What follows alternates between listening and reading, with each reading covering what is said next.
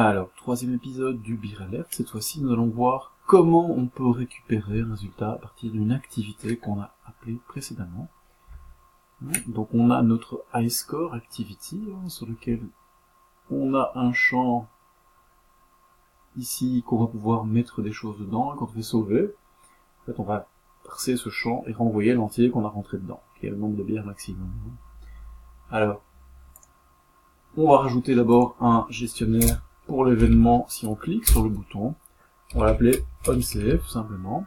Alors, vous voyez qu'ici il n'est pas content parce que onSave n'existe pas encore dans l'activité New iScore Activity, donc on va lui demander simplement de le créer.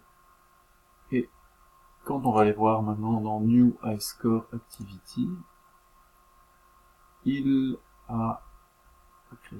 Donc oui, il ne l'a pas créé. Le mieux ici, on clique ici, on voit que c'est rouge, on va lui demander créer onSave. Et voilà, donc il a créé onSave. Alors onSave, ce qu'il faut faire, c'est aller récupérer la valeur qu'il y a dans le bouton et la parser. Alors ça, on va donc aller dans l'edit text, pardon. Donc on a notre edit text qui contient la valeur. On va aller le chercher. Ensuite, on va aller parser cette valeur et on va mettre ça dans une variable, nombre de bières max égale, alors on va parser avec integer.parse int et on va lui aller chercher donc le texte qu'il y a dans l'edit text. Alors évidemment, le problème qu'on a, c'est que si maintenant l'utilisateur tape rien, on peut avoir des problèmes de parsing. Donc ce qu'on va faire, on va peut-être faire un try-catch autour de tout ça pour pouvoir nous éviter des erreurs. Et donc on va entourer ce truc d'un beau try-catch. Alors on va faire code, alors surround with, hop, un try-catch. Voilà. Donc, on va, pour tout général, on va mettre exception. Comme ça on est sûr qu'on a zéro problème. Donc on va dire qu'on a une valeur par défaut. Et voilà. Alors ce qui se passe évidemment, c'est mieux si on arrive à se rendre compte qu'il y a un problème. Donc return code, on va dire normalement par défaut c'est tout va bien. Ok, mais si jamais on a un problème, on va simplement dire que voilà, c'est pas ok. On va utiliser cancel, il n'y a pas de result not ok. Maintenant on a parsé notre entier, il suffit de créer un nouvel intent pour mettre le résultat dedans. Result intent, new intent, voilà. Et donc l'intent il embarque un dictionnaire. Donc on va mettre dans le dictionnaire, donc ici on va mettre, je sais pas, le nombre beer max comme clé avec la valeur ici dedans. Ensuite il faut dire voilà, le résultat c'est le result intent, avec le return code pour dire que tout va bien. Voilà. Alors évidemment il faut appliquer cette méthode sur le result intent. Non, il n'est pas d'accord. C'est évidemment le contraire. C'est le return code. Ensuite intent. Et comme on a fait save et qu'on veut revenir à l'activité précédente, on termine l'activité courante simplement en appelant finish.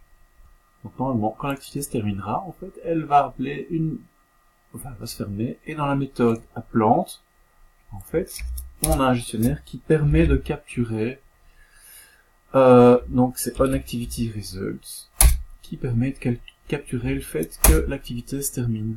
Alors, il faut s'assurer évidemment qu'on vient de la bonne activité et que le request code est OK. D'accord?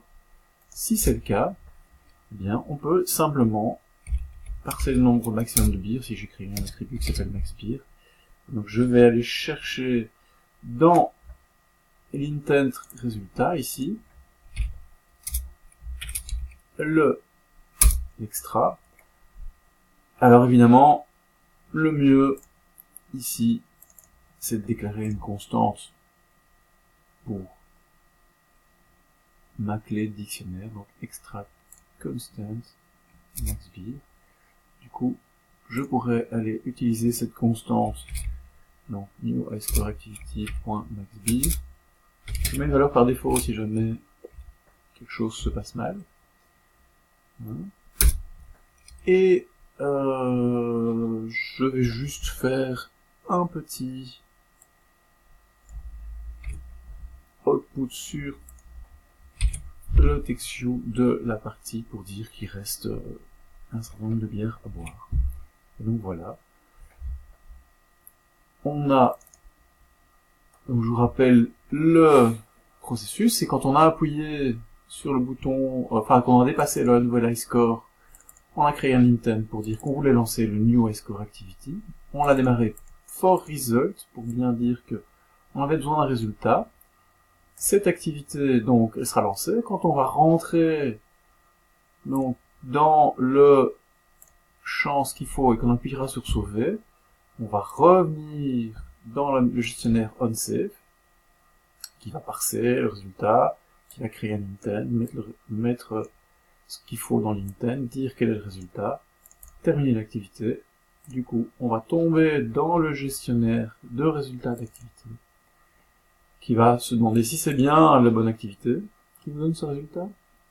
Et si le résultat est OK, si c'est le cas, on met à jour le maximum de bières.